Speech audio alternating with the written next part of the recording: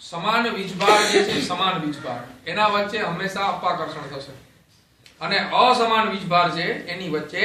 આકર્ષણ થશે બરાબર તો તે દર્શાવતો પ્રયોગ આપણે આ 15મા પાઠની અંદર વીજભારના પ્રકારો એની અંદર આપેલો છે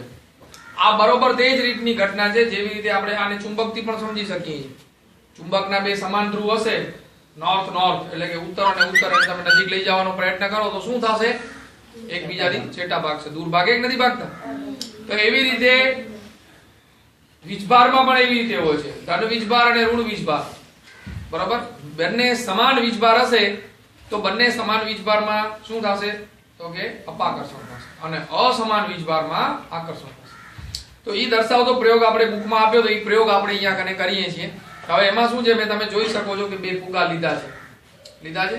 અને બંનેમાં શું બાંધી દીધી છે દોરી બાંધી દીધી છે હવે આપણે શું કરીએ છીએ તમે આ વીજભારને આવી રીતે પણ જોઈ શકો છો આજે મારો માથ તેલ નથી નાખ્યો તો કોરો છે કોરો માથો છે કોરા માથામાં તમે આને ઘસવાનો પ્રયત્ન કરો આ જુઓ તમને દેખાય છે શું થાય છે તો વાર જુઓ ફુગાની સાથે શું થાય છે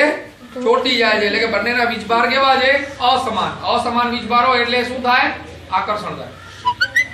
બરાબર આને ઊનની સાથે આપણે ઘસો ઊનની સાથે ઘસતો કે માથાની સાથે ઘસતો તો આ ફુગો છે એ વીજભારી જ બનશે આ વાર જો તમે ઊભા થઈ જાય થાય ને બરાબર હવે આપણે શું કરીએ છીએ કે આને મેં એમાં ઘસ્યો અને ઊનમાં ઘસું છું બરાબર હવે આપણે આ બંને ફુગાને શું કરીએ છીએ કે નજીક લાવવાનો પ્રયત્ન કરીએ છીએ બરાબર છે તો અમુક જગ્યાએ તમે જોશો ને તો બંને ફુગા છે ને એ એકબીજાથી શું જશે દૂર જશે બરાબર છે જોજો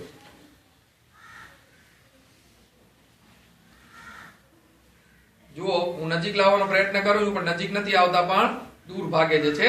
એ સમાન વીજભાર છે એટલા સમાન વીજભાર હોવાના કારણે એ જે છે ફુગા નજીક આવતા નથી બરાબર જ્યારે બીજી સાઈડ છે ફુગાની બીજી સાઈડ છે એ વીજભાર બદલાઈ જશે જો વીજભાર બદલાઈ જશે ને તો એકબીજાની સાથે શું થશે ચોટી જશે હવે આ ફુગો છે એ જોજો અહીંયા ચોટી જાય છે જો અહીંયા ચોટી જાય પછી એવી રીતે તમે દીવાલ સાથે રાખશો ને તો દીવાલ સાથે પણ શું થશે ચોટી જશે તો આના પ્રયોગ દ્વારા આપણે એમ સમજી શકીએ